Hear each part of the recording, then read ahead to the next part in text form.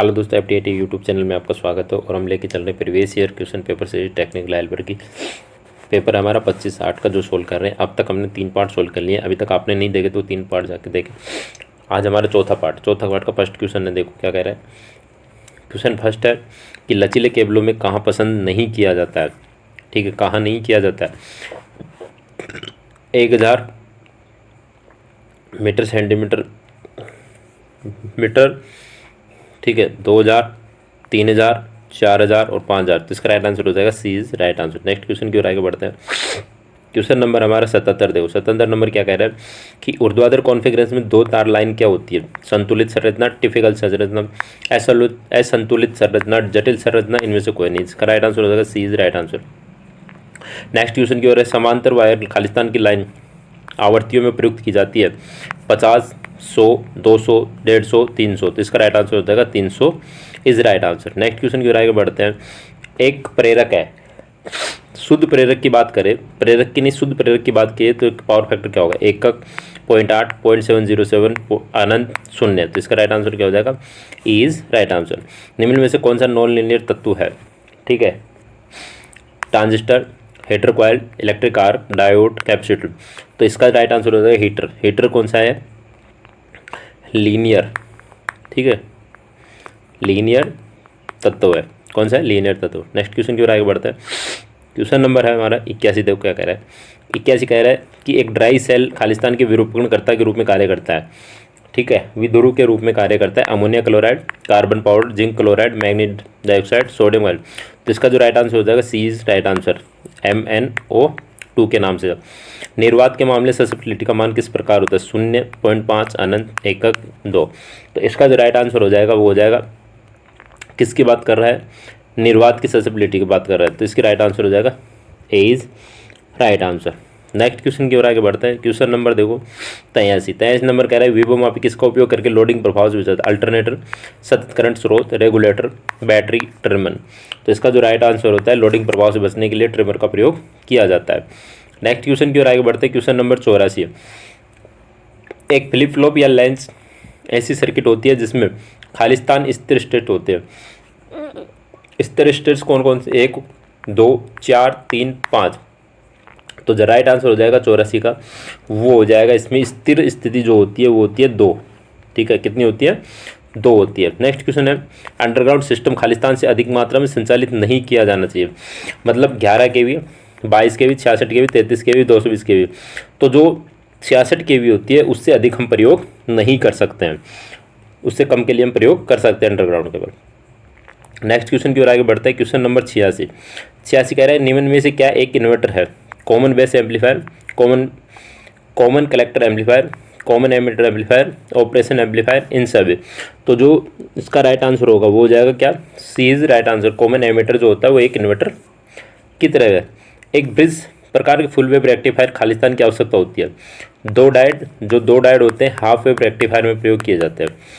3 diode किसी में नहीं होते। 4 डायोड जो होते हैं फुल वेव रेक्टिफायर में होते हैं। 1 डायोड होते हैं वो होते हैं, एक मिनट, ठीक है, 1 डायोड जो होता है वो होता है हाफ वेव रेक्टिफायर में, और ये जो होते हैं ये होते हैं फुल वेव रेक्टिफायर में। ठीक है, वो थोड़ा उल्टा लिख दिया उसके, और इसमें लिखे जाते हैं ब्रिज रेक्टिफायर में। तो ब्रिज की बात कर रहा है तो इसका राइट आंसर क्या हो जाएगा, सी इज राइट आंसर। ठीक है, ये सही है, वो थोड़ा उल्टा लिखा गया, सॉरी गलती से। नेक्स्ट क्वेश्चन की ओर आगे बढ़ता है। Question number 88। ठीक है, एक वर्जित ऊर्जा अंतराल कौन से मामले में अधिकतम होता है। धातु, इंसुलेटर, अर्ध धातु, सेमीकंडक्टर, इनमें से कोई नहीं।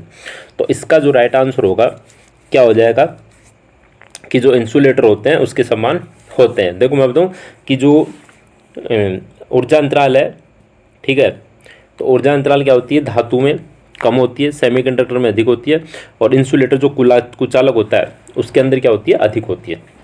मुक्त इलेक्ट्रॉन खालिस्तान अस्तित्व में रखते, प्रथम बैंड, द्वितीय बैंड, तृतीय बैंड, फर्स्ट बैंड, तृतीय बैंड, द्वितीय बैंड, इनमें कोई नहीं रखता।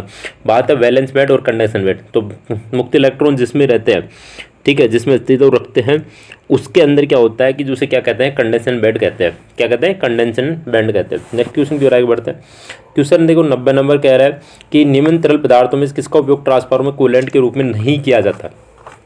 ठीक है, मिनरल ऑयल का, सिलिका जेल का, एस्टर का, हाइड्रो कार्बन लिक्विड्स का, ग्रीज का।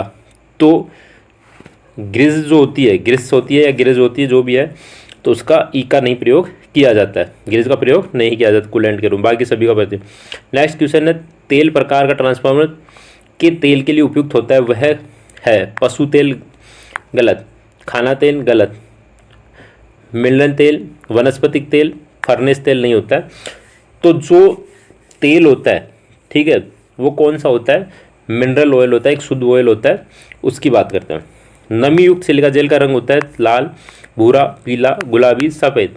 तो जो नमी युक्त सिलिका जेल होती है, गिलिका जेल नहीं, सिलिका जेल जो होती है तो उसका होता है गुलाबी। और यदि आपसे पूछे शुष्क सिलिका जेल का रंग, शुष्क सिलिका जेल का रंग होता है, उसका होता है क्या, नीला होता है, ठीक है, किसका होता है, नीला। नेक्स्ट क्वेश्चन की ओर आगे बढ़ते हैं, क्वेश्चन नंबर 93।